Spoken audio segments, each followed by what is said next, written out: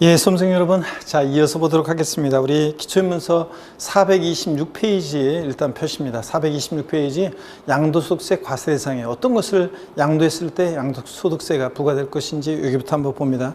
그 교재 보니까 양도세 대상에 부동산 나와 있죠? 예, 당연히 토지, 건물 양도세 대상입니다. 근데 우리가 지방세에서는 건물이라고 하지 않고 건축물 이렇게 얘기했는데 왜 양도소득세에서는 건물이라고 하느냐, 그 차이점도 한번 살짝 보도록 하겠습니다. 여러분 보시면 양도소득세 과세 대상이요.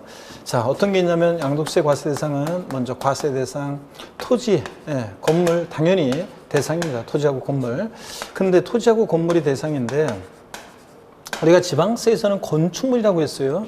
근데 왜 건물이라고 양도세 하냐면 이런 차이점이 있습니다. 우리가 건축물 그러면 참고적으로 보세요, 여러분들. 건축물 그러면 건축물에는 건물, 우리가 알고 있는 건물뿐만 아니라 건물은 당연히 대상이 되는데요. 건물뿐만 아니라 건물과 독립한 시설물도 포함되어 있습니다. 건축물에는. 근데 이 시설물에 있잖아요. 건물이 이전될 때 함께 수반해서 이전되어지는 건물에 부속된 시설물이나 구축물은 건물에 부속된 시설물이나 구축물은 여기에 이제 양도소득세 대상이 됩니다. 근데 건물과 독립된 시설물이나 구축물은 대상이 아니에요. 자, 그래서 우리가 양도소득세에서는 토지, 건물 이렇게 얘기합니다. 건물에 부속된 시설물이나 구축물은 대상이 되는데 건물과 독립된 시설물이나 구축물은 대상이 아니기 때문에 우리가 건물 이렇게 얘기합니다. 하여튼 토지, 건물 이렇게 알아두시고요. 양도소득세 대상에. 그 다음에 부동산에 관한 일정한 권리도 대상이 돼요. 부동산에 관한 권리가 대상인데 부동산에 관한 권리 그러면 먼저요. 부동산 사용 수익에 관한 권리로서 여러분 보세요. 지상권, 그 다음에 전세권, 그 다음에 부동산, 등기된 부동산 임차권이 양도소득세 대상이 됩니다. 자, 그런데 부동산 사용 수익에 관한 권리로서 이런 것들이 대상이 됩니다. 근데 지상권과 전세권은 주의할 것이 지상권과 전세권은 등기와 무관하게 대상이 돼요. 그래서 무관하게 과세 대상이 됩니다. 자, 그래서 등기와 무관하게. 그래서 미등기 지상권, 미등기 전세권 대상이 됩니다, 여러분. 자, 그래서 더 미등기 지상권, 미등기 전세권 대상이 됩니다. 민법하고 여러분 헷갈리면 안 돼요. 민법은 성립요건주의를 취하기 때문에 등기해야지 성립하고 등기해야지 성립하고 등기해야지 대항할 수 있습니다. 근데 우리 부동산세법은 실질과세 원칙이 적용되기 때문에 등기, 등록과 무관하게 과세가 됩니다. 그래서 미등기 지상권, 미등기 전세권 대상이 돼요. 근데 또 보시면 여러분요, 용익물권이라고 하죠. 얘네들을 지상권, 전세권을 민법에서. 근데 사용, 수, 이익에 대한 물권, 용익물권 이렇게 얘기하는데 용익물권 중에서 지역권 있잖아요. 이 지역권은 과세 대상이 아닙니다, 여러분들. 지역권 대상이 아니에요.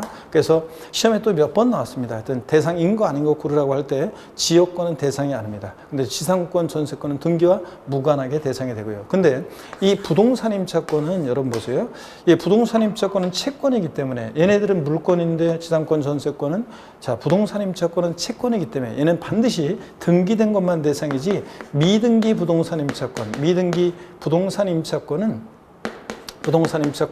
대상이 아닙니다, 여러분들. 반드시 알아야 됩니다. 그래서 시험에 또 여러 번 나왔습니다. 등기되지 않은 부동산 임차권은 대상이 아닙니다. 반드시 부동산 임차권은 등기된 부동산 임차권만 대상이 돼요. 자, 그리고 여러분요, 우리가 또 보시면 어떤 게 있냐면 저작권, 출판권, 특허권, 어업권, 광어권, 자, 이런 것들 있잖아요. 이런 어업권, 광어권, 또 저작권, 출판권 등 일체 무체 재산권은 대상이 아닙니다. 이런 것들. 자, 무체 재산권, 어업권, 광어권은 취득세 대상은 될지언정 양도소득세 대상은 아닙니다. 이런 것들은 대상이 아니다.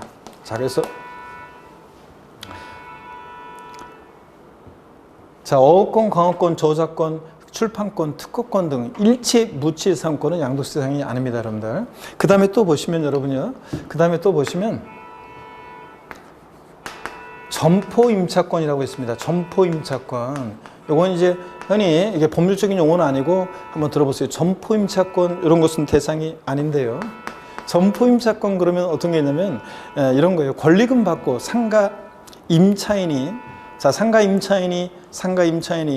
점포 임차권이라 해서 상가 임차인이 시설을 권리금 받고 다른 임차인한테 넘길 때 이런 점포 임차권은 대상이 아닙니다. 여러분, 제가 당구장 운영하는 임차인이 있어요. 자, 그 당구장 운영하는 임차인인데 당구다이, 당구공, 당구 큐대, 커피 자판기, 또 컴퓨터 이런 시설을 권리금을 받고 다른 임차인한테 넘길 때, 자, 이런 거 한번 보세요. 그 당구장 이런 것들 부동산에 관한 게 아니잖아요. 여러분들 제가 오프라인 수업하면서 자, 어떤 주부 수강생한테 제가 실화예요. 자, 당구장 가봤어요? 그랬더니 그 수강생이 뭐 대답을 할 듯 말 듯 막 망설이고 있어요. 대답 안 하고. 그랬어요. 가봤어요? 안 가봤어요? 그랬더니 한 번 가봤는데요. 이렇게 얘기한 주부 수강생이 있었는데, 여러분 결혼해봤어요? 안 해봤어요? 그랬더니 한 번은 해봤는데요. 이거하고 똑같은 거죠, 여러분. 한 번이라도 가봤으면 가본 거죠. 자, 당구장 가보신 분들은 생각해 보세요. 지금 제가 열거하는 것들이요. 당구다이, 당구공, 당구 큐대, 커피 자판기, 컴퓨터 이런 시설들을 권리금을 받고 다른 임차인한테 넘깁니다. 그러면 제가 지금 열거한 것들 부동산에 관한 게 있어요? 아니잖아요, 이런 것들은. 그래서 이런 권리금 받고 넘기는 이런 것들은 점포 임차권은 부동산 임차권과 달리 이런 것들은 기타 소득세 대상입니다. 그래서 등기된 부동산 임차권이 대상이 되고요. 자, 이런 거 구별하고, 그 다음에 부동산에 관한 권리에는 또 두 번째로 부동산을 취득할 수 있는 권리가 있어요. 부동산을 취득할 수 있는 권리라고 해서 이 권리를 갖고 있으면 부동산을 취득할 수 있게 되는 권리가 있는데, 어떤 게 있냐면 대표적으로요. 건물이 완성되는 때 건물과 이에 딸린 토지를 취득할 수 있는 권리, 이렇게 돼 있어요. 건물이 완성되는 때 건물과 이에 딸린 토지를 취득할 수 있는 권리. 그래서 우리 교재에서는 그냥 제가 얘기한 말이 없지만 그 부동산을 취득할 수 있는 권리 이렇게 돼 있고 다른 얘기가 없는데, 건물이 완성되는 때 건물과 이에 딸린 토지를 취득할 수 있는 권리, 그 예가 어떤 거냐면 아파트 당첨권이나 분양권 등을 얘기합니다. 아파트 당첨권이나 분양권 등을 얘기하는데, 조합원 입주권 같은 이런 것들이에요. 자, 아파트 당첨권, 분양권, 조합원 입주권 등을 얘기합니다. 이런 것들은 나중에 아파트 당첨권이나 분양권 갖고 있으면 본계약 체결해서 나중에 아파트 완공되면 그 건물과 그에 딸린 토지를 취득할 수 있게 되잖아요. 그래서 양도소득세 대상이 됩니다. 또 토지 상환채권이요. 자, 지자체라든가 한국토지주택공사가 발행하는 토지상환채권, 발행기간은 중요하지 않고요. 토지상환채권, 또 주택상환사채, 한국토지주택공사가 발행하는 주택상환사채 같은 게 있습니다. 이런 것들도 대상이 돼요. 자, 이 상환이란 말 들어있는 이 채권은 나중에 토지로 주택으로 바꿔주니까 부동산을 취득할 수 있는 권리로서 양도세, 소득세 대상이 됩니다. 토지 상환채권, 주택 상환사채 같은 이런 것들도 대상이 되고요. 또 그 다음에 또 어떤 게 있냐면, 부동산 매매 계약을 체결한 자가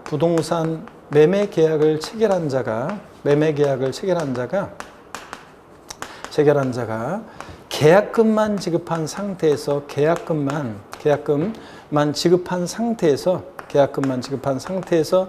양도하는 권리가 있습니다. 자, 이게 어떤 거냐면 여러분요. 자, 어떤 주부 수강생이 물어봤어요. 저희 시동생 명의로요. 아파트 분양 계약을 체결했는데요.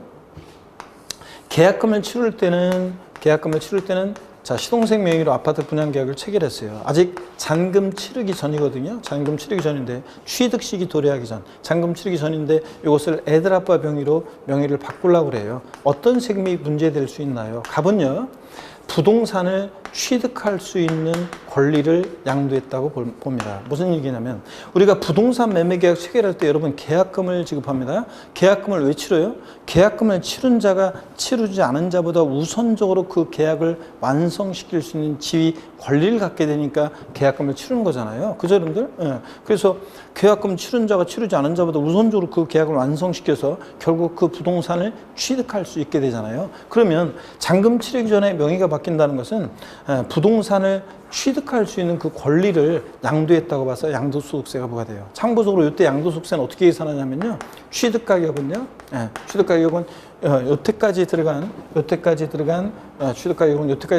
계약금, 중도금을 우리가 취득가격으로 하고, 양도가격은 여태까지 계약금, 준수금 들어간 거에다가 프리미엄 붙여가지고 팔았다 그러면 이 프리미엄 상당액에 대해서 양도소득세가 부과됩니다. 지상권이나 전세권도 드물긴 하지만 우리가 프리미엄 받고 넘기면 그 권리를 그러면 양도세가 부과됩니다. 다만 여러분 민법을 생각해가지고 아니 뭐 제3자 양도가 금지될 수도 있잖아요. 막 그렇게 하는데 그런 건 생각하지 말고요. 어떻든 간에 우리 세법은 세법은 만약에 소득이 어떻든 간에 발생했다 그러면 그 소득에 대해서 과세한다는 그런 얘기이기 때문에 어떻든 간에 그런 건 생각하시면 안 됩니다. 어떻든 간에 프리미엄 받고 지상권, 전세권을 넘겼다. 부동산 임차권을 그러면 그 프리미엄 상당액에 대해서 양도세가 부과됩니다. 자, 이렇게 해서 부동산을 취득할 수 있는 권리로서 건물이 완성되는 때 건물과 이에 딸린 토지를 취득할 수 있는 권리, 그래서 아파트 당첨, 그렇게 시험에 나오기도 하고 또 예가 나오기도 합니다. 아파트 당첨권, 분양권, 조합원 입주권 등등 건물이 완성되는 때 건물과 이에 딸린 토지를 취득할 수 있는 권리요. 또 토지 상환채권, 주택 상환사채, 또 부동산 매매 계약을 체결한 자가 계약금만 지급한 상태에서 양도하는 권리, 이런 것들이 또 대상이 됩니다. 부동산에 관한 권리로서요. 또 그다음에 기타 자산 그래가지고요. 기타 자산 그래서요. 어떤 것들이 있냐면 이런 것들이 있어요. 기타 자산 그래서 골프용권 같은 특정 시설물 이용회원권, 특정 시설물 이용 및 회원권이요. 이용회원권. 그래서 얘가 어떤 거냐면 골프회원권 같은 거라든가 골프회원권, 콘도미니엄 회원권, 그 다음에 헬스클럽 회원권 등등을 말합니다. 여러분 헬스클럽 회원권 같은 것도 대상이 되는데 여러분 동네에 있는 헬스클럽 회원권은 대상이 되겠습니까? 예? 여러분 동네에 있는 헬스클럽 회원권은 대상이 된다 안 된다? 여러분 동네에 있는 헬스클럽 회원권 같은 것도 양도세 대상이 됩니다. 아유, 좀 이상하죠? 거래가 안 된다는 것 뿐이지. 만약에 여러분 동네에 있는 헬스클럽 회원권 있잖아요. 연간 회원권 가격이 100만 원이라고 쳐요. 그것을 누가 프리미엄 얹어가지고 110만 원, 120만 원에 판다고 하면 사는 사람 있어요? 그걸 어떻게, 왜 사요? 언제 거기 망할지도 모르고, 그 다음에 직접 가서 주인한테 말만 잘하면 싸게 살 수도 있는데, 되게. 자, 그러게 할인도 받을 수 있는데. 그래서, 거래가 안 된다는 것 뿐이지, 명칭 불문하고 이용권, 회원권 다 대상이 됩니다. 자, 여기에는요, 회원권적 성격이 들어있는, 회원권적 성격이 들어있는 주식도 포함입니다. 회원권적 성격이 들어있는 주식 포함하는데요. 무슨 얘기냐면 제 친구가 골프장 법인의 대표입니다. 진짜면 얼마나 좋겠어요. 뻥으로요. 재벌 친구가 있다는 얘기인데 아닙니다. 그냥 뻥으로 그렇다고 치고요. 제 친구가 골프장 법인의 대표인데 오더니 우리 골프장 법인의 주식을 인수할 생각이 없냐? 그래 좋다. 내가 너네 골프장 법인의 주식을 갖고 있는 동안만큼은 회원들이 누릴 수 있는 지위를 누리게 해줘라. 그럴 때 그 주식은 양도세 대상이 됩니다. 회원권적 성격이 들어있는 주식이요. 그래서 주식을 보유함으로 회원들이 누릴 수 있는 지위를 갖게 될 때 그런 주식. 그래서 우리가 흔히 주주회원권이라고도 하는데, 주주회원권이라고 하는데 이런 주식도 대상이 됩니다. 시험에 또 최근에 나왔었고요. 그 다음에 또 보시면요, 영업권인데요, 사업에 사용하는 자산.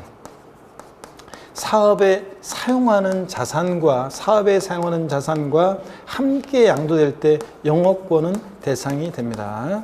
자, 그래서 사업에 사용하는 자산과 함께 양도될 때 영업권은 대상이 되는데요. 이 사업에 사용하는 자산이 뭔지를 또 알아야 돼요. 사업에 사용하는 자산이 뭐냐 그러면, 자, 토지, 그 다음에 건물, 부동산에 관한 권리 이런 것과 함께 양도될 때 영업권은 대상이에요. 그래서 토지와 함께, 사업에 사용하는 건물과 함께, 사업에 사용하는 부동산에 관한 권리와 함께 양도할 때 영업권은 대상입니다. 제가 옛날에는 영업권 예를 들을 때 프랜차이즈 KFC 예를 들었었어요. KFC.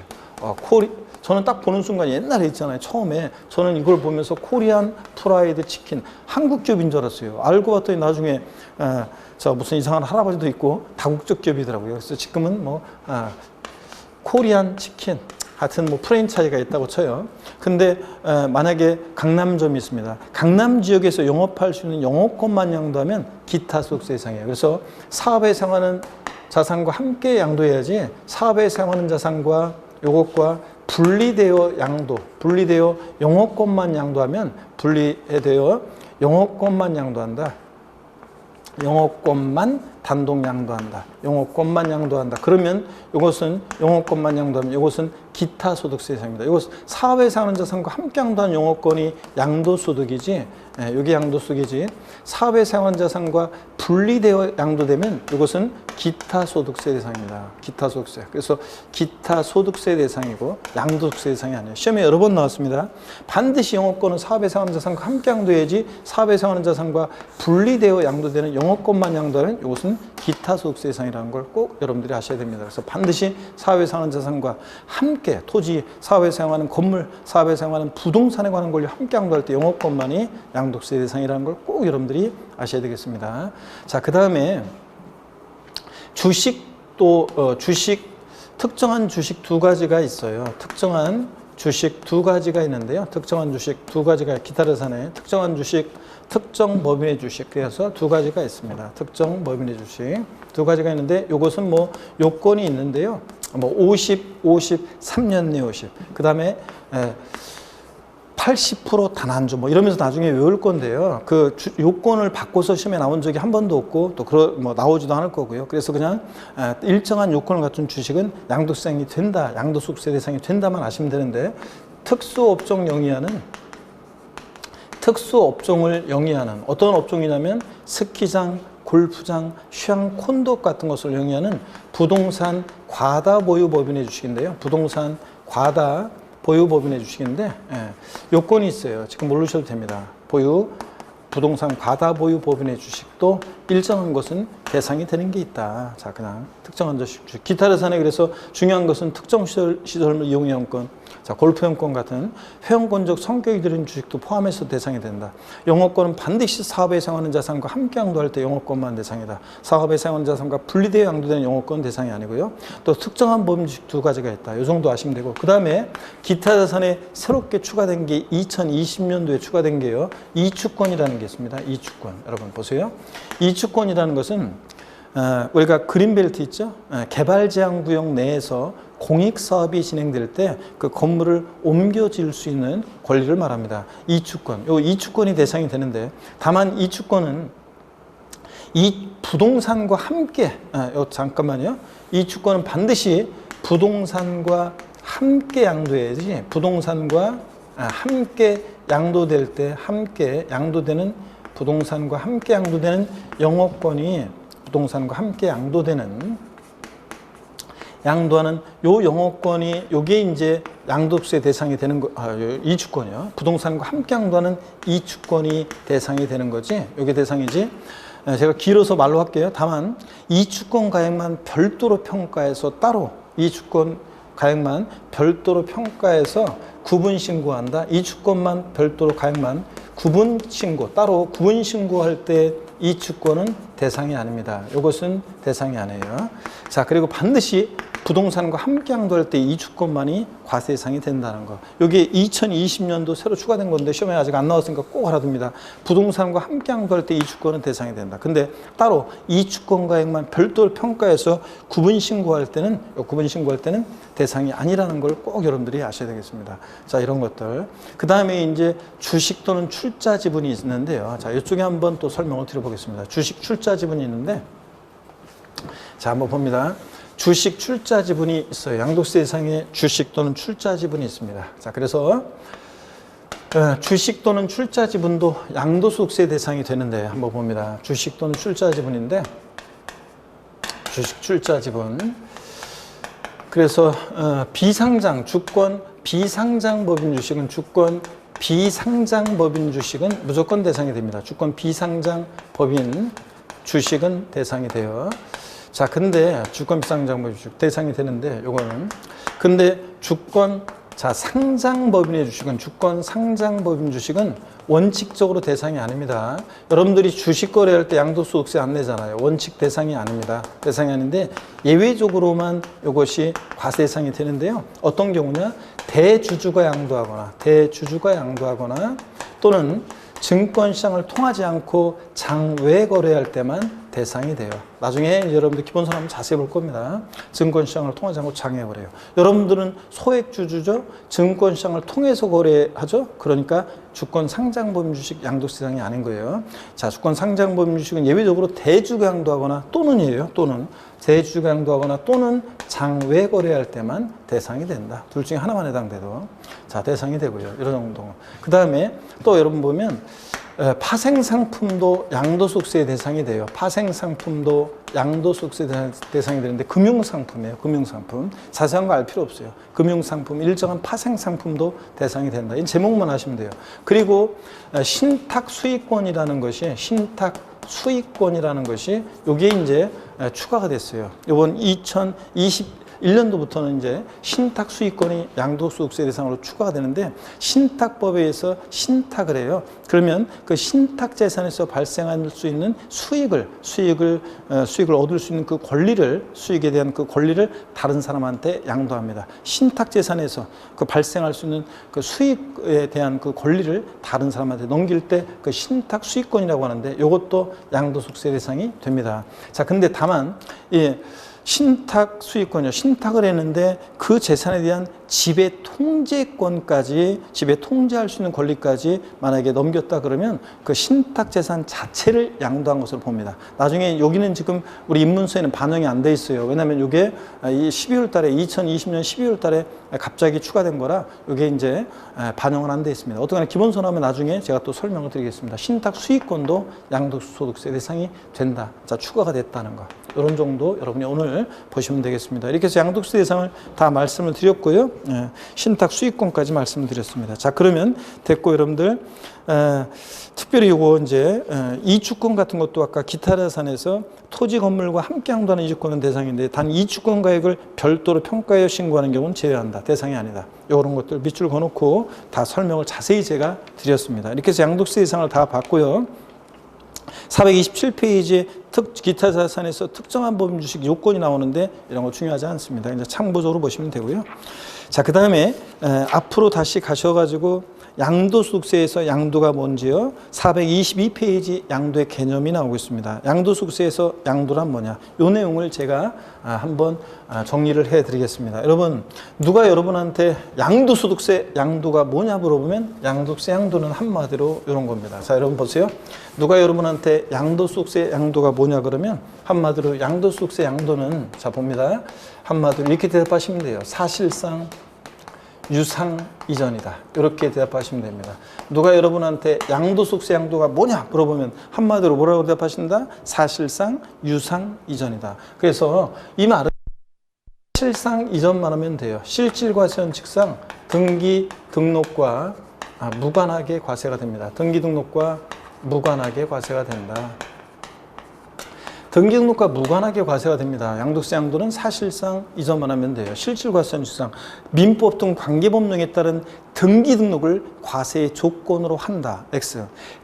민법 등 관계법령에 따른 등기 등록을 이행한 경우에 한해서 양도한 것으로 본다. X입니다. 등기 등록과 무관하게 과세가 되고요.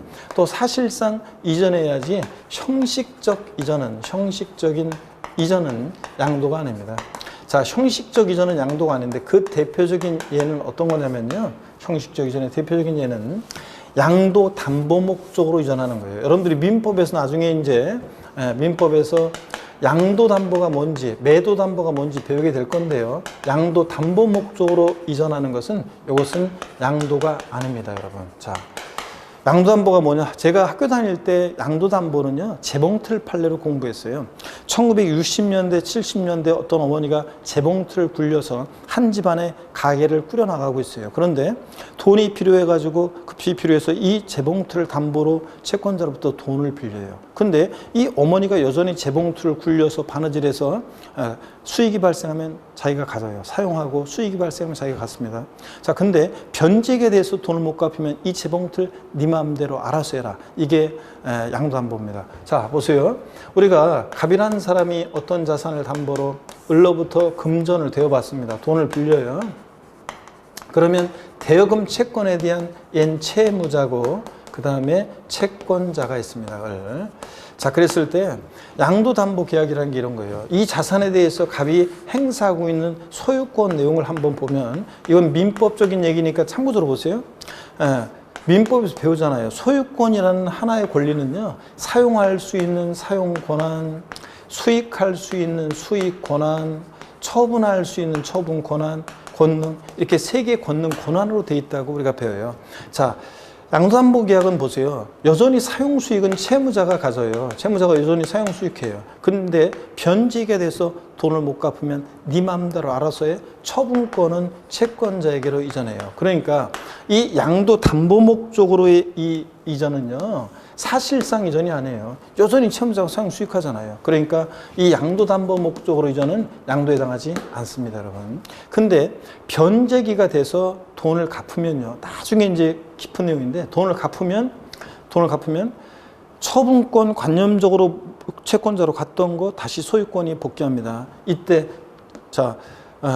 만약에 담보사유 소멸로 돈을 갚았어요. 담보사유 소멸로 인해서 채권자에서 채무자로 소유권이 환원할 때는 양도에 해당하지 않아요. 관념적으로 가는 것도 양도에 해당하지 않고 머릿속으로 다시 처분권 오는 것도 양도에 해당하지 않아요. 근데 다만 이번에는 채무 불이행 등의 사유로요, 변제 충당. 무슨 얘기냐? 돈을 안 갚으니까 변제기의 채무자가, 채권자가 이것을 제3자에게 매각합니다. 채무 불이행 등의 사유로. 이때는 완전히 대가 받고 넘어가는 거니까 이때는 양도에 해당합니다. 그래서 채무 불이행 등의 사유로 변제 충당 매각할 때는 양도에 해당한다. 자, 요거 결론만 아시면 되는데요. 양도 담보 목적으로 이전은 양도에 해당하지 않습니다. 양도담보 목적으로 이전은 양도에 해당하지 않는다. 자, 형식 이전이니까. 근데 단 채무 불이행 등의 사유로 변제 충당 매각할 때는 양도에 해당한다. 이렇게 여러분이 알아두시면 됩니다. 자, 그 다음에 양도세는 반드시 사실상 유상이전, 대가를 받고 이전해야 돼요. 대가 없이 무상이전하잖아요. 대가 없이 이전하는 것은, 무상이전은, 대가 없이 이전하는 무상이전은 이것은 양도에 해당하지 않습니다, 여러분. 반드시 양도세는 뭐라고요? 사실상 유상이전. 대가를 받고 이전해야지 무상이전은 양도가 아닙니다. 그래서 29회 시험 때도 지문에 나왔지만 무상이전은 양도에 해당하지 않는다. 다시 여러분요, 누가 여러분한테 양도소득세 양도가 뭐냐 물어보면 뭐라고 대답하신다? 사실상 유상이전이다. 사실상 이전만 하면 됩니다. 등기등록과 무관하게 과세가 되고, 사실상 이전해야지 형식적인 이전은 양도가 아니다. 그 대표적인 예, 양도 담보 목적으로 이전은 양도에 해당하지 않는다. 단 채무 불이행 등의 사유로, 양도 담보된 자산이 채무 불이행 등의 사유로 변제 충당 매각할 때는 양도에 해당한다. 그 다음에 반드시 이거 유상이전이어야지 무상이전은 양도가 아니다. 이렇게 여러분이 알아두시면 되겠습니다. 자, 그러면 교재 보겠습니다. 422페이지 맨 하단의 양도의 개념. 양도란 밑줄이요, 자산에 대한 등기 등록에 관계없이 밑줄, 그리고 제가 읽어볼게요. 매도, 교환, 법인에 대한 현물 출자 등으로 인해서 또 밑줄이요, 그 자산이 유상으로 사실상 이전되는 것을 말한다. 밑줄이요. 그래서 요거를 더 줄이니까 한마디로 양도세 양도는 뭐다? 사실상 유상 이전이다. 이렇게 얘기하시면 됩니다.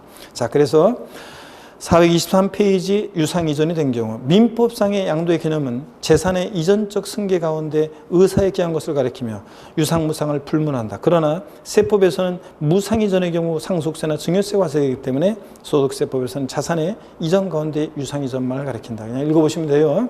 과세물건의 사실상 이전, 양도란 자산에 대한 등기 등록에 관계없이 자산이 사실상 이전된 것을 말한다. 등기 등록을 과세 조건으로 하지 않는다. 그러면 우리 교재에 지금 길게 설명되는 것을 한마디로 얘기하면 양도세 양도는 사실상 유상 이전이다. 그런 얘기고, 이렇게 제가 정리해서 설명을 드렸습니다. 제가 설명드린 내용으로 필기해서 딱 알아두시면 되겠습니다, 여러분들.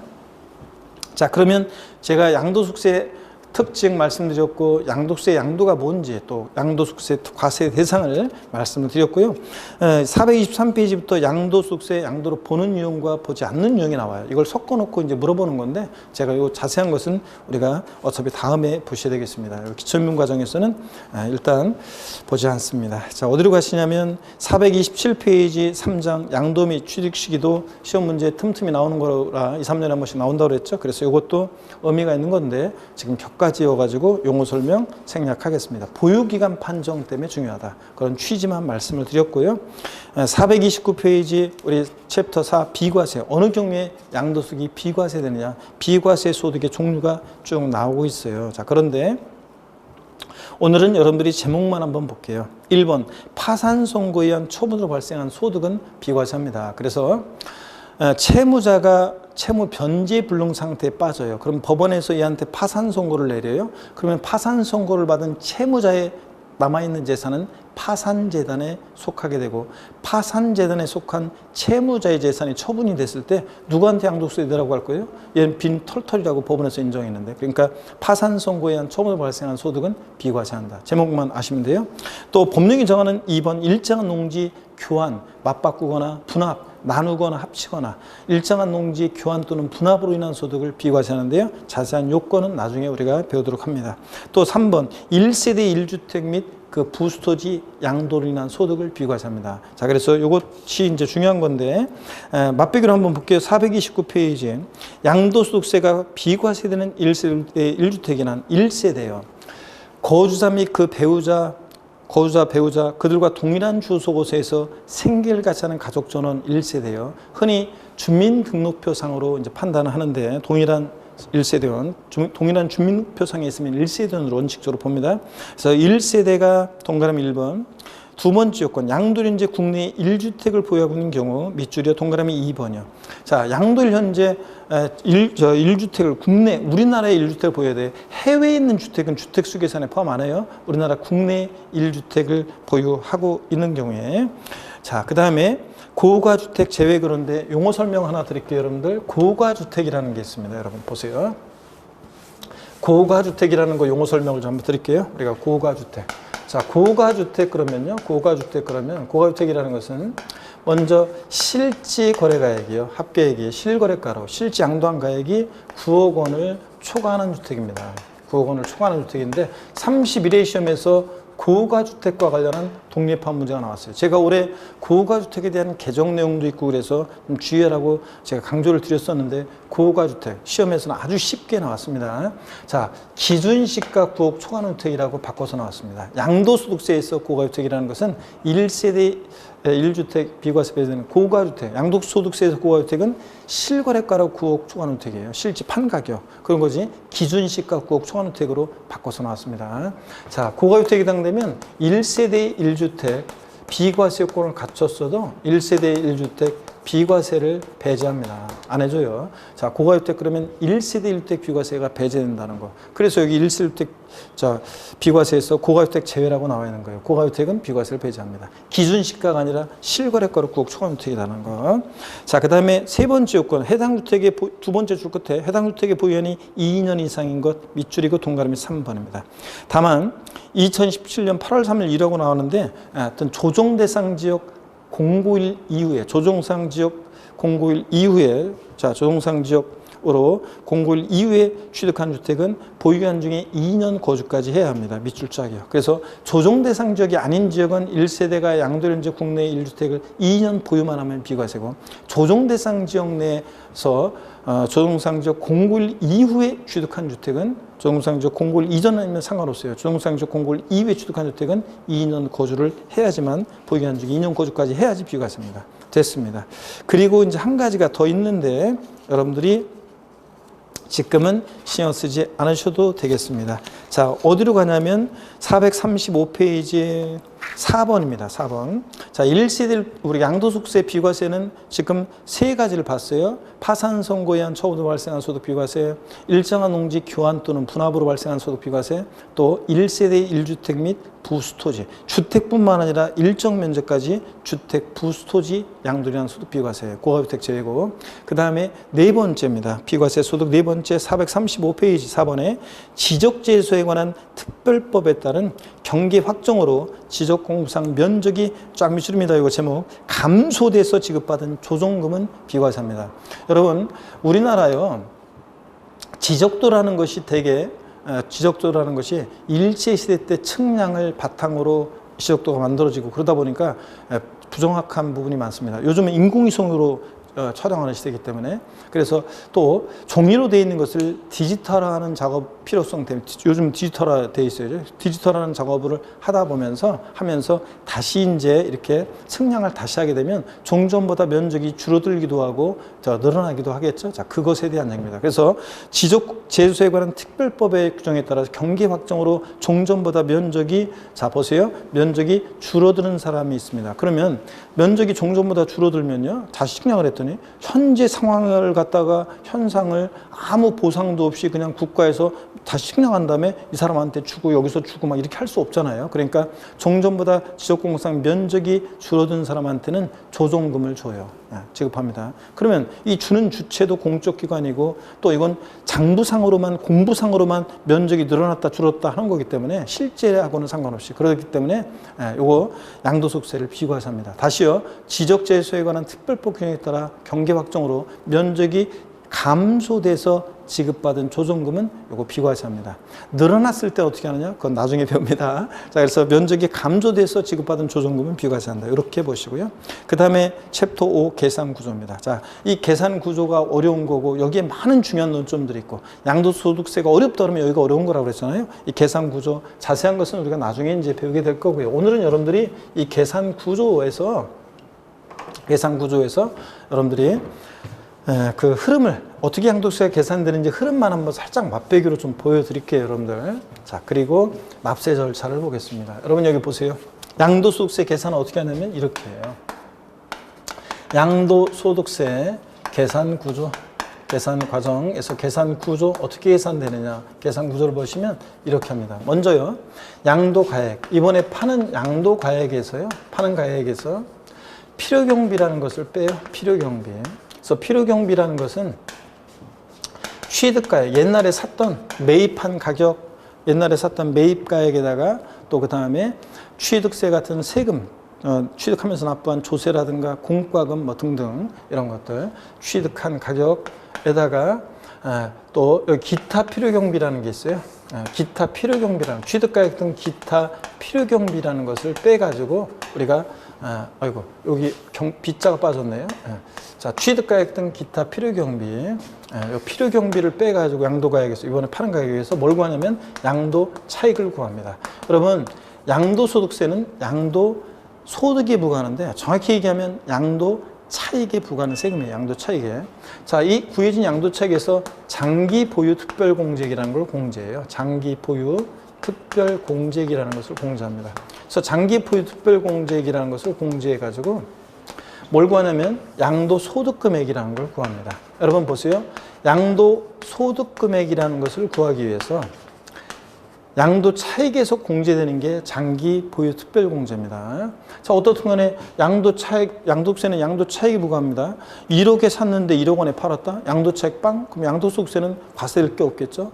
자, 1억에 샀는데 7천만 원에 팔았어요? 마이너스 3천? 양도 차손 발생해요? 그럼 양도소득세는 낼 게 없겠죠? 근데 어떤 간에 구해진 양도 차익에서 장기 보유 특별 공제를 공제하는데 여러분 봅니다. 이 장기 보유 특별 공제라는 것은 어떤 건 이런 거예요. 제가 수험생들한테 오프라인 이제 물어봅니다.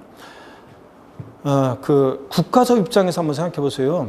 개인적 입장이 아니라 사람들이 부동산을 장기, 우리가 흔히 소득세에서 양도소득세에서 장기 그러면 3년 이상을 얘기하거든요. 3년 이상 보유하다가 파는 것이 좋은지 아니면 단기, 대개 1년 이내를 얘기하는데 1년 이내 단기 보유하다가 사람들이 부동산을 파는 게 국가적 입장에서 좋은지. 자, 사람들이요 3년 이상 장기 보유하다가 부동산을 파는 게 좋겠어요? 아니면 국가적 입장에서 단기 보유하다가 파는 게 좋겠어요? 예? 개인적 입장이 아니라 국가적 입장에서 한번 생각해 보세요. 자, 이렇게 물어보면 단기, 장기, 단기 둘 중에 하나 얘기해 보라고 하나, 둘, 셋 그러면 답이 탁 엇갈립니다. 장기, 단기 막 엇갈리는데, 자, 단기에 파는 것이 좋다 이렇게 얘기하는 분들은 왜 단기에 파는 게 좋냐고 물어보면 대개요 세금을 양도소득세를 많이 거두니까 좋잖아요. 그런데 아니에요. 우리나라가 양도소득세로 돌아가는 나라도 아니고, 여러분 보세요. 그 수입 중에 일부입니다. 극히. 여기 보시면 만약에 단기 보유한다고 해볼게요. 사람들이 어떤 사람이 부동산을 샀어요. 몇 개월 만에 팔면서 손해보고 안 팔겠죠. 얹어서 팔아요. 또 얹어서 어떤 사람이 또 사가지고 한두 달 만에 얹어서 팔고 한두 달 만에 얹어서 팔고 얼마 만에 얹어서 팔고 이렇게 하다가 막 올라갔다 이거 아닌데 그래서 거품 팍 꺼지면요. 그러면 큰일 납니다. 나라 전체가. 어떤 분들은 요즘 최근 부동산이 기형적으로 막 이제 일정 세력들이 달라붙어가지고 막 가격 올리죠. 그래가지고 막 하루아침에 뭐 3억 하던 집이 6억으로 막 뛰고 막 그러는데 그렇게 뛰었어요. 이거 아닌데 그래가지고 팍 꺼지면 6억에 맞춰서 대출 내준 은행 부실화 되겠고 반값으로 떨어졌으면 좋겠다 얘기하는데 반값으로 팍 떨어져요. 그러면은 개인도 큰 문제가 생기겠죠. 그렇기 때문에 부동산은 국가적 입장에서 봤을 때는 장기 보유하다가 파는 게 좋습니다. 근데 말로만 장기 보유라고 하면 뭐예요? 메리트가 있어야 돼요. 그래서 장기 보유자에 대해서 보유기간에 따라 특별히 공제해 주는 게 장기 보유특별 공제입니다. 양도책에서 장기 보유 공제를 공제해서 양도소득 금액이라는 걸 구하고요. 구해진 양도소득 금액에서 양도소득 기본 공제액이라는 걸 공제해요. 얘는 소득별로 1년에 연 250만 원씩을 공제합니다. 나중에 자세히 해요. 자, 소득별로 1년에 연 250만 원. 토지, 건물, 부동산에 관한 기타 자산 얘네들 전부 합친 것에서 250, 주식에서 250, 파생 상품에서 250, 또 요번에 이제 새로 추가된 신탁 수익권 양도 소득 금액에서 250. 이래가지고 소득별로 각각 구별해서 250만 원씩 공제합니다. 자세한 건 나중에 배웁니다. 자, 그 다음에 이렇게 해서 뭘 구하냐면 양도소득 과세표준 금액을 구해요. 드디어 이제 과표가 결정이 됐네요. 여러분, 지방세나 국세나 과표가 결정이 되면 곱하기 세율에서 우리가 뭘 구합니까? 산출세액을 구하잖아요. 지방세나 국세나 세금 계산은 이렇게 한다고 그랬습니다. 그래서 여러분들 이렇게 해서 우리가 산출세 구해가지고 이렇게 세금 계산해요. 요 이하 과정은 중요하잖아요. 특히 과세표준 구하는 과정까지가 복잡하기 때문에 이 과세표준 구하는 과정을 나중에는 다 외워두셔야 돼요. 처음에는 가슴에 용어가 와닿지 않아도 일단 외워둬야지 여러분들 이 계산 과정 흐름을 묻는 문제가 시험에 나오기도 하고요. 또 그 다음에 계산 문제 풀 수도 있고 또 응용 문제 풀 수도 있고 또 배운 내용을 체계적으로 정리하기 위해서도 그렇고 계산 과정을 무조건 외워둬야 됩니다. 자, 한번 맛배기로 물어볼게요. 계산 과정이요. 여기를 보면서 한번 대답해 봅니다. 양도소득세 계산 과정에서 양도소득 금액을 구하는 경우에 맨 마지막으로 공제되는 것은 양도소득 기본공제액이다. OX요. 여기 보면서요. 양도소득세 계산 과정에서 양도소득 금액을 구하는 경우에 맨 마지막으로 공제되는 것은 양도소득 기본공제액이다. X입니다. 왜 틀렸냐면 지금 제가 이거 보세요. 양도소득세 계산 과정에서 양도소득 금액을 구할 때 맨 마지막으로 공제되는 것은 장기보유특별공제액입니다. 그런 거지 기본공제액은 양도소득 과세표준 금액을 구할 때 맨 마지막으로 공제되는 거고요. 그죠 여러분들? 그래서 계산 과정을 알고 있어야 되는데 머리 글자를 한번 따볼게요. 자, 계산 과정 외우셔야 되는데 가, 필, 차, 장, 소, 기, 과입니다. 여러분 갑, 필, 차, 장, 소, 기, 과 이렇게 해서 이 계산 과정을 나중에 딱 외우셔야 돼요. 오늘은 와닿지 않겠지만 여러분들이 차장이 중요해요. 양도차익 계산 시험에 거의 매년 나오겠습니다. 양도차익 계산 한 2문제씩 나오기도 하고요. 양도차익 계산, 장기 보유특별공제 중요합니다. 그래서 차장이 중요한데요. 차장 그러면 어떤 게 연상되냐고 제가 오프라인에서 물어봅니다. 차장이란 말 들으면 어떤 게 연상돼요? 물어보면 20대들은 대개 회사 부장 아래 차장 이 떠오른답니다. 부장님 아래 차장, 차장이 떠오른다고 하는데 40대, 50대, 60대 분들은 묻지도 않았는데 옆에서 끼어들어요. 버스요, 버스, 버스 그러면서 버스 차장이 떠오른다고 얘기하는데 만약에 지금 얘기를 들으면서 버스 차장이 나는 뭔가요? 영화에서 드라마에서 본 듯한데요. 이러면 신세대고 옛날에 출근길에 버스 차장과 뭔가 눈빛을 주고받으면서 썸을 탄 적이 있다. 그러면 쉰세대고 연식이 되신 분이고 이런 건데 하여튼 버스 차장이 있었는데 옛날에 20대 초반에 아리따운 처녀가 지방에서 상경에서 버스 차장이라고 있었어요. 근데 돈이 급하게 필요하다고 지방 집에서 연락이 왔어요. 근데 난 지금 돈도 없고 월급날은 멀고 그럼 뭘 해야 돼요? 가불이요. 가불이 필요한 버스 차장은요. 원래 경리과로 가야 되지만 양도소득세에서는 소기과로 가라. 그래서 갑, 필, 차장, 소기과 소기과 이렇게 여러분들이 외웁니다. 가필, 차장, 소기과 이렇게 해서 양도세 계산 과정. 자, 다 같이요. 시작. 가필, 차장, 소기과 이렇게 여러분들이 외웁니다. 그래서 다 사람들이 있나 보고서 없으면 가필, 차장, 소기과 양도가액에서 필요경비를 빼서 양도차익 구하고 장기 보유등재액을 공제해서 차장 양도소득금액 구하고 소기과 양도소득 기본공제액을 공제해서 과세표준 구한다. 과표 결정되면 곱하기 세율에서 산출세 구한다. 이렇게 해서 여러분들이 계산 과정을 이렇게 알아두시면 되겠습니다. 자, 그러면 나중에 이제 차차 자세한 얘기들을 우리가 이제 배우게 될 거고요. 오늘은 제가 맛배기로 어떤 건지 계산 과정을 한번 계산 구조를 소개해 드렸습니다. 쭉 넘어갑니다. 어디로 가시면 과감하게 넘기세요. 세율도 개정이 되고 그랬는데 쭉 넘어갑니다.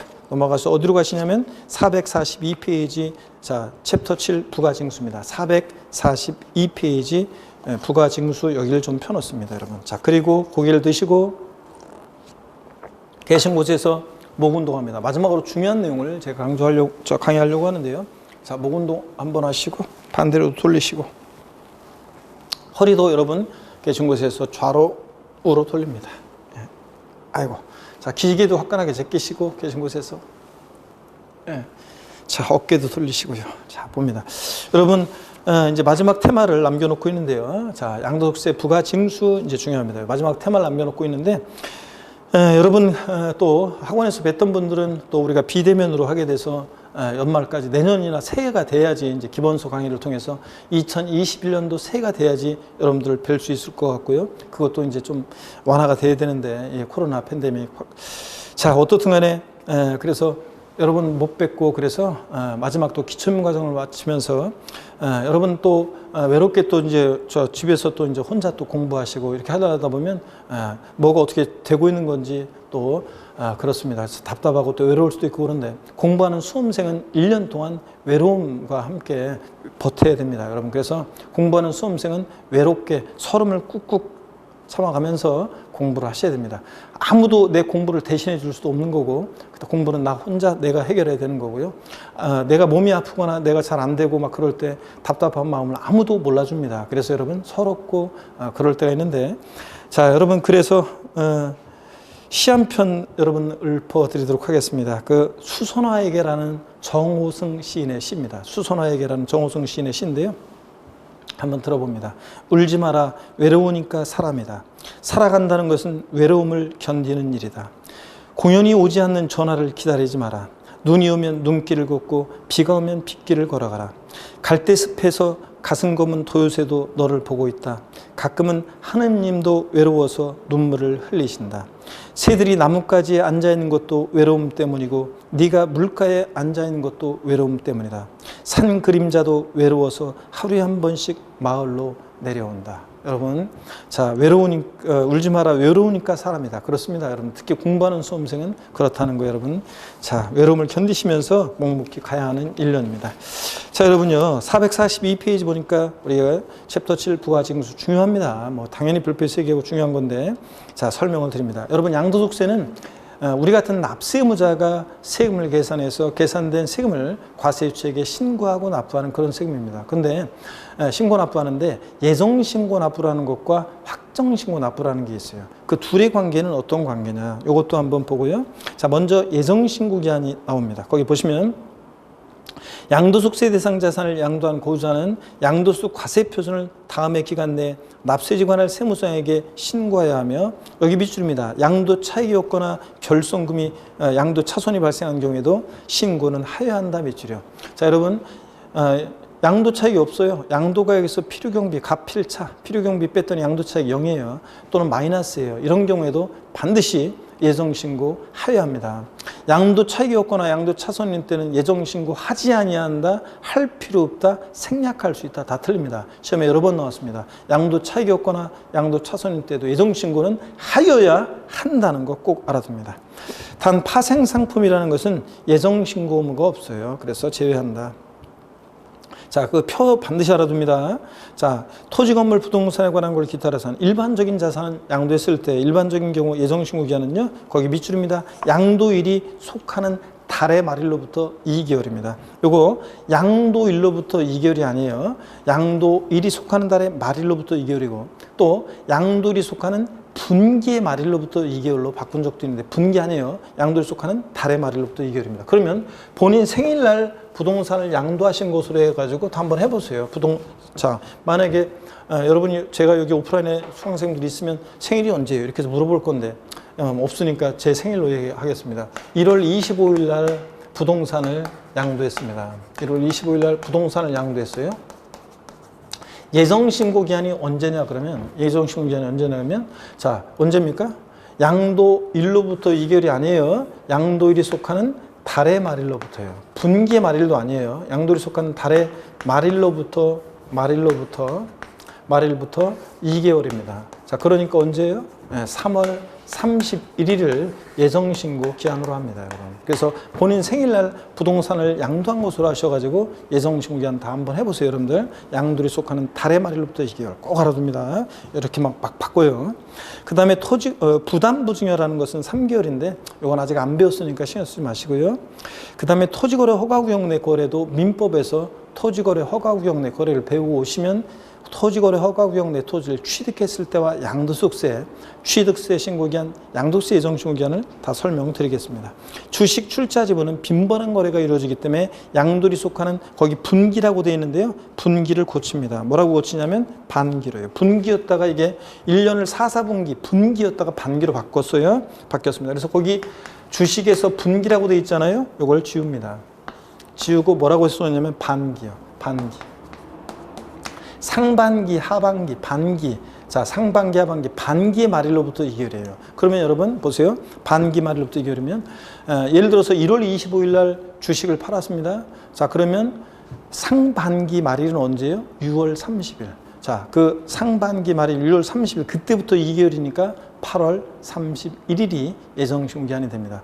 만약에 9월 달에 비상장 주식을 팔았어요. 하반기 말일은 언제예요? 12월 31일. 그때부터 2개월이니까 언제입니까? 다음 연도 2월 말이 되겠죠? 이렇게. 자, 분기 지웁니다. 분기였다가 반기로 개정됐기 때문에 상반기, 하반기, 반기 말일부터 2개월 내로 수정해 놓습니다. 자, 그리고 여러분 확정신고 기한을 봅니다. 확정신고 기한. 해당 과세기간에 양도소득 금액이 있는 고지자는 그 양도소득 과세 표준을 미줄입니다. 다음 연도 5월 1일부터 5월 31일까지 확정신고 기한까지 관할 세무서에 신고해야 합니다. 여러분 확정신고 기한은 다음 연도 5월 1일부터 5월 31일이에요. 6월 1일부터 6월 30일로 바꿔내기도 했는데 아니고 다음 연도 5월 1일부터 5월 31일까지를 확정신고 기한으로 합니다. 그 다음에 443페이지 부가세입니다. 감면세액이 받은 세액이 있으면 농특세가 부과되고 납부세액에는 부가세 규정이 적용되지 않는다. 여러분 양도소득세는 납부할 세액에 부가세 목은 없어요. 자, 그래서 지방소득세가 뭐 부과된다 이러면 틀려요. 지방소득세는 독립세이기 때문에 부가세라고 나오면 무조건 틀리고요. 자, 양도세는 납부세액에 부가세 목은 없고 감면받은 세금이 있을 때만 농어촌 특별세가 감면세액의 20%로 부과됩니다. 자, 분할납부 뭡니다. 고지자로서 그 옆에다가 양도소득세도 물납은 안 돼요. 그 옆에다가 양도소득세 물납은 안 됩니다. 양도소득세도 물납은 안 돼요. 물납은 허용되지 않습니다. 물납은 안 되는데 분할납부는 됩니다. 고지자로서 예정신고 또는 확정신고에 따라 자, 여기 밑줄입니다. 납부할세 각각 1천만 원 초과하는 자 밑줄 동그라미 1번입니다. 자, 재산세는 분할납부가 납부할세 250만 원 초과, 종부세도 250만 원 초과할 때 응쾌해달라고 그랬잖아요. 초과인데 양도세는 1,000만 원 초과할 때 분할납부입니다. 자, 재산세나 종부세는 250만 원 넘게 내는 분 응쾌해달라는데 별로 없어요. 근데 양도세는 1,000만 원 넘게 내는 거 우습습니다. 그래서 1,000만 원 초과하는 경우에 밑줄이고 동그라미 1번. 그 납부할세 일부를 밑줄이고 동그라미 2번. 그리고 납부기한 지난 후 2개월 내 분할납부할 수 있다. 밑줄이고 동그라미 3번입니다. 재산세는 분납기한이 납부기한 지나서 2개월. 종합부동산세 납부기한 지나서 6개월 내에 분할납부. 근데 양도세는 2개월 내 분할납부입니다. 자, 그래서 분할납부 요건 나중에 세목별로 다 비교해서 제가 알려드립니다. 적어드려요. 자, 이번에는 그냥 말로 듣습니다. 자, 양도세는 납부할세 1천만 원 초과하는 경우에 납부할세의 일부를 납부기한 지나서 몇 개월 내? 2개월 내 분할납부입니다. 자, 그리고 양도세는 예정신고 납부든 확정신고 납부든 불성실하면 가산세가 적용되는데 신고불성실 가산세는 신고기한 하루 딱 지나면 40, 20, 10% 깔고 그 다음에 하루하루 지날 때마다 1일 0.06%로 납부지원가산세 정도입니다. 여러분 이렇게요. 자, 이렇게 해서 여러분들 알아두시고요. 국외자산 양도 같은 것은 국외에 소지하는 자산을 양도했을 때 양도세는 거주자가 양도를 해야 되는데 그때 납세 의무자가 시험에 잘 나와요. 자, 보시니까 국외에 소지하는 자산에 대한 양도세 납세 의무자는 그냥 거주는 안 되고요. 양도를 현재 계속해서 국내에 몇 년이요? 5년 이상 주소 고소 둔 고자만이 납세 의무가 있어요. 그래서 비고자는 납세 의무가 없고요. 자, 마돈나가 미국에 있는 부동산 팔았어요. 우리하고 뭔 관계가 있어요? 자, 거주자야 되는데 5년 이상 주소 고소 둔 고자만이 납세 의무자가 돼요. 그래서 한번 보세요, 여러분. 국내 소지하는 자산을 양도했을 때는 국내 자산 양도했을 때는 거주자다. 자, 그러면 보세요. 거주자인데 5년 이상 봅니다. 5년 이상 주소 고소 둔 거주자가 있고요. 5년 미만 주소 고소 둔 거주자가 있습니다. 그러면 거주하다 그러면 국내 자산을 양도했을 때는 5년 이상이든 5년 미만이든 다 납세 의무가 있습니다. 납세 의무가 있어요. 그런데 한번 봅니다, 여러분. 비거주하다 그러면 비거주하다. 자, 그러면 비거주자는요. 여기 한번 봅니다. 비거주자 마돈나가 우리나라 잠실에 있는 서울에 있는 부동산을 팔았어요. 그럼 양도세 납세 의무가 있어요, 없어요?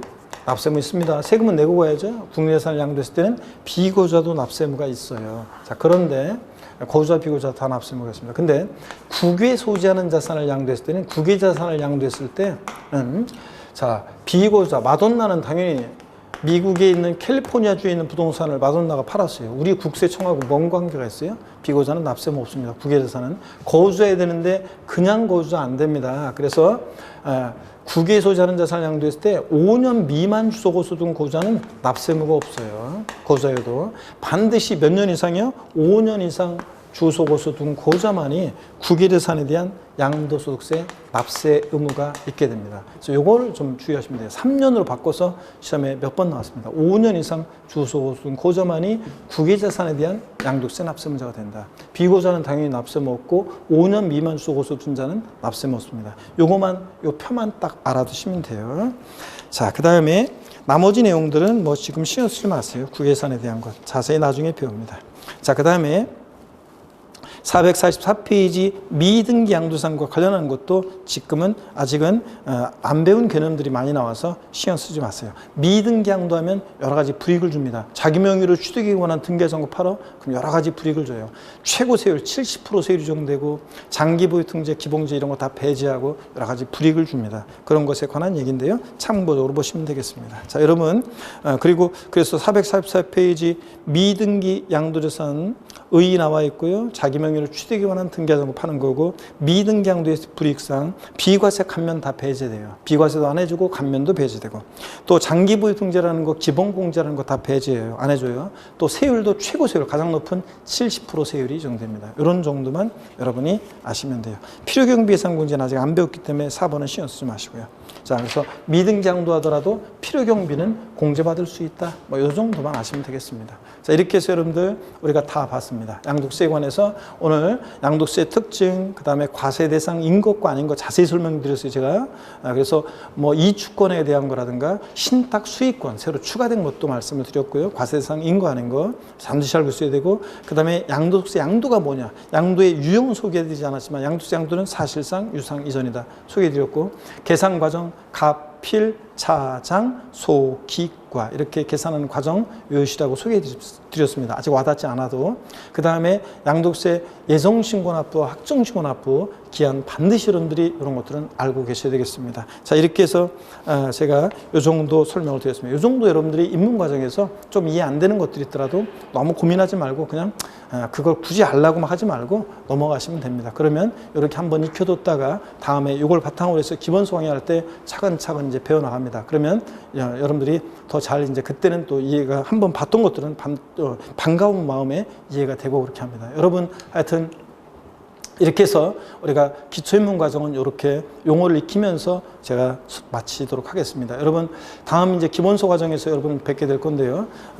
이제 그때부터 본격적으로 또 우리가 공부하시면 됩니다. 하여튼 외롭지만 여러분들 그 외로운 길을 선택하셨고 1년 동안에 외롭게 수험 생활의 길을 가셔야 되겠습니다. 그래서 포기하지 않고 끝까지 가면 이 시험은 반드시 합격하는 그런 시험입니다. 기꺼이 합격을 내어둔 시험이니까 포기하지 않고 끝까지 하기를 당부드리면서, 자, 기초과정 수강하시느라고 수고하신 여러분 본인과 또 열강한 저에게 힘찬 박수를 치면서 오늘 수업을 마치도록 하겠습니다. 여러분 고맙습니다. 새해 하여튼 연말 잘 보내시고 그 다음에 새해 여러분 소망하는 거 이루시기를 제가 항상 응원하겠습니다. 여러분 고맙습니다.